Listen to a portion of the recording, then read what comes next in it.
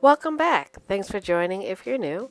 And this is another weekly update on all my vermicomposting systems.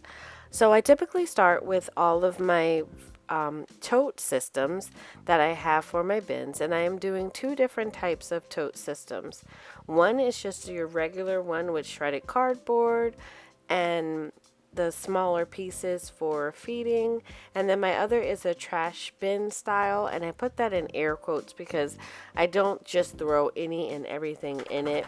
I do have a method to the madness when it comes to my trash bin style.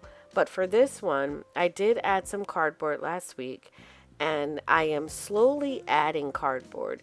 Typically, with my regular tote systems, I tend to find that they do hold a lot of moisture during the summertime. And whatever I'm doing this time around, my tote bins for the summer have been running very smoothly. I don't have silty or muddy castings. For the tote bin, which is this one that we're looking at right now, it is a style that I would recommend if you want to harvest castings at any time. This is what you want to go for because you're doing pocket feedings and you're adding larger pieces, and they seem to break down pretty quickly. So with this one, you could use castings at any time.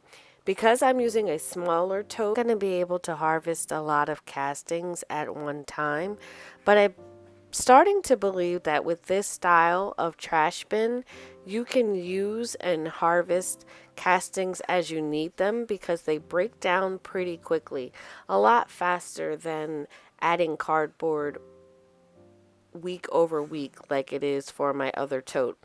But overall, these bins are doing very well, and I'm very excited about the castings that I will harvest in them.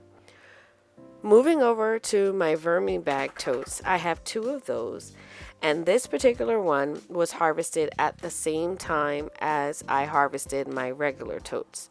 Now, with this one, I find that the castings do tend to be a lot wetter towards the bottom. So I do fluff these up a lot more than I fluff my regular totes because I know that the wetter castings end up at the bottom. With this one, though, I do find that I have a lot of dry patches in this one. And with the summer, with the humidity, I wouldn't think that would be an issue. But I found that this one is drying more so than the other. So I do add a lot of water to this one to make sure it doesn't dry out. I am very concerned about colony collapses since I did have one. And so I try to make sure that all the castings from the bottom that tend to be wetter are moved to the top. And the dry ones do get moisture added to them week over week. And when I feed them, I do try to feed them the food that holds a lot of moisture, like the squash or the watermelon or the rinds. So once I fed this one up, I do tend to make sure it does have the bubble wrap on it completely so that the moisture stays in. And that's something to be aware of if you do a vermi bag tote. They dry out very fast and very quickly. Last week, I know I said I wasn't going to update my breeder bin that often, but this is what my breeder bin looked like this week. And from what I read up on the breeder bins, you want to make sure that you feed on the top. So you'll notice that you can see castings all on the top, and that's because I don't put the food in the bin or dig it down and bury it. It's just on the top to make sure the worms come up to the surface so that they can meet and breed. So next week I probably won't do an update on the breeder bin, but that's just what's happening on the breeder bin right now. And moving over to the second vermi bag tote.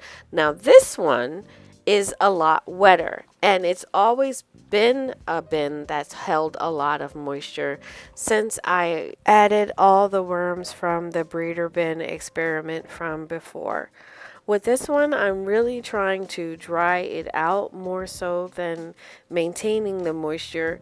And it is kind of strange that for being a vermi bag tote, this one is holding on to so much moisture. I'm not complaining because it does dry out and it's not a big deal, but I do want to get it a little bit drier.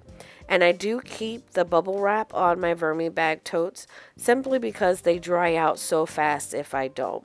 But overall, the worm health in the vermi bag totes is pretty well. Moving over to my one and only flow through system, which is my Vermi Bag Mini. Now, with this one, the crispy edges are my biggest problem. I love the flow through systems for the fact that you can add a lot of moisture to them, but I do find that they are drier around the edges.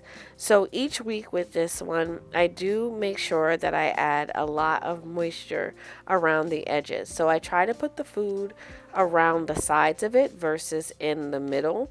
The middle stays well hydrated and I don't have a problem in the middle. So I put my squash around the sides. I also put the grit around the sides as well. This week I didn't notice that I had a big beetle problem either. The beetles are being managed very well. I think in the next 2 weeks I'm going to add some additional cardboard because it does break down, and I'm going to need to maintain the level of castings and material in the bin. But that's the update. Overall, again, my worms are doing really well. I don't have much to contend with except for making sure my moisture levels are great. And as always, I thank you always for watching.